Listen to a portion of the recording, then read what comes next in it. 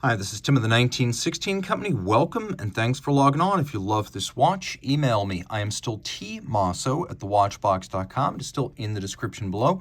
It is still your purchase and pricing email question line for buying this or any watch you see on any of our platforms. Please reach out to me directly. I am Team Mosso at thewatchbox.com for pricing. Today, we discuss a 2023 retailed version of the Christiaan Van Der Klaauw Ariadne. Launched to celebrate a new generation of leadership, the watch comes from a family of new models designed by newly arrived technical director and stakeholder Pim Koslag, a Dutchman working for a Dutch brand. He previously worked at Grunewald, Patek Philippe, Frédéric Constant, and he helped set up Frédéric Constant's Atelier de Monaco Ultra Haute de Gamme division. Now, Christiaan Van Der Klaauw founded the brand in 1974. He made his first wristwatch in 1996 and ultimately retired in 2009, handing the reins over to the husband and wife team of Daniel and Maria Renkies, who along with Koslag now steer this Dutch brand. So the watch, 40 millimeters in stainless steel, is a versatile triple calendar chronograph with moon phase. 40 millimeters in diameter, 14.6 millimeters thick from lug tip to lug tip, 50.4 millimeters with a versatile 20 millimeter spacing between the lugs, which will give you a lot of OEM and aftermarket strap options. On my wrist, which is 16 centimeters in circumference, you could see that it wears nicely, though it is pushing out to the edge of my wrist. So I'm going to say you want a wrist my size or larger to wear this. 16 centimeters circumference or larger. The watch comes with a fairly bright blue, semi-gloss, large rectangular scale, symmetrical scale, alligator leather strap. So large rectangular, symmetrical scale, always a very expensive, high-grade cut of the animal. You can see that there is some stuffing to give volume. Bolstering is the term. A monotone stitch, a sheer cut side to show you the layers of leather, calfskin on the bottom, and it is a brand new Christiaan Van Der Klaauw factory strap without crimping or gouging. We have a buckle here featuring the Klaauw, or I guess Christiaan Van Der Klaauw's son, which is on the case, on the buckle, as well as on the dial and on the rotor. But first, the buckle. It's polished stainless steel. It's a twin trigger, twin fold, so you have to press both triggers for it to pop open. And then there is a little crimping mechanism here. You can see how there's a little hinged trap door that allows you to feed the strap through and then snap it into place so there's no danger of the strap pulling through the buckle. So you're really, really unlikely to drop your watch while using that clasp. A lot like Breguet here, we have an unsigned onion-style crown, a relatively rotund pocket watch-like case, straight lugs that project far out of the case with a rather severe crease between them. And to the designer's credit, we have bars and screws fixing the strap to the case. So no spring bars here. This is a very secure attachment. And I've always thought that expensive watches should have screws and bars rather than spring bars, and so doing right here. The mid case is defined by the overlapping flanges of the case back and the bezel. The bezel is domed. We have chronograph pushers with a little bit of knurling, or I guess I should say gadroons, a double gadroon design. The dial featuring a stamped rosette guilloche. We've got engine turning on the back, the real deal. We'll talk about that in a moment, but let's talk about the dial. Nice cruciform symmetry. You can split it side to side or top to bottom, and it'll be symmetrical.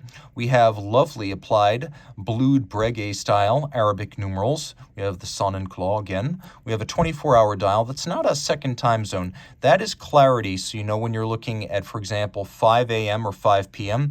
So you can see the little indicator is short of 6 right there, so you're looking at 5 a.m. The real purpose of that is not for cave explorers who never see the sun. It's to let you know when it's nighttime, and generally you don't want to try to use the pusher adjusters or the quick set for the calendar between 8 p.m. and 4 a.m. That's why that 24-hour sub-register is there. We got a moon phase down at 6 o'clock. There's a quick set system for rapidly cycling the moon phase, and then another one for the radial or pointer style date. You can see that the quick set sets the date. It also sets the month, and then you have a pusher adjuster on the flank for the day of the week. Take note right here that the design is well considered, as the numerals used on the sub-registers are the same numerals used on the track for the date. You can even see that the watch includes a Jochen Benziger engraved and engine-turned solid gold rotor. Now, Benziger of Pforzheim, Germany, which is an old watchmaking and jewelry capital, in Germany. Benzinger is hugely rated in engraving and engine turning, and his watches are all works of art. So to have that Benzinger cut rotor is very, very special indeed. The watch also features a hacking or stop seconds function, which you can engage by pulling the crown out and disengage by pushing the crown back in, but allows you to set the watch against a known accurate reference time. And we have lovely Breguet style hands in blue at center. We have silver, we have gold, or we have yellow on the moon.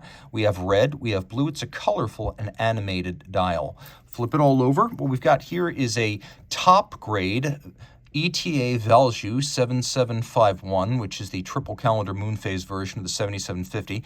Now, top and chronometer use this splayed spoke balance.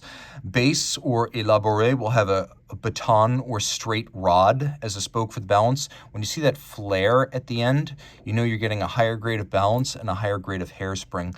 Unidirectional winding, 4 hertz beat rate.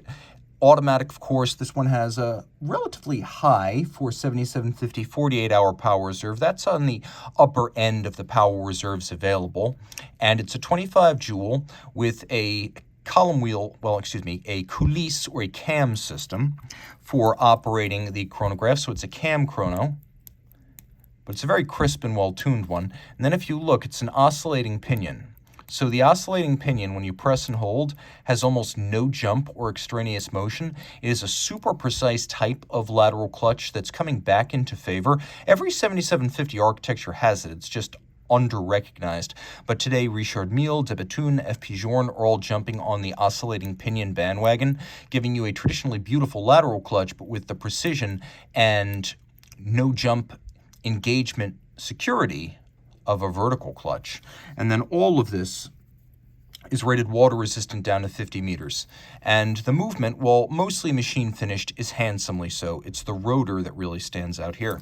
A fun way to get into independent horology, and Dutch watches are few and far between. So reach out to me. I am T Mosso at thewatchbox.com for purchase and pricing details of this steel triple calendar moon phase chronograph from Christiaan Van Der Klaauw.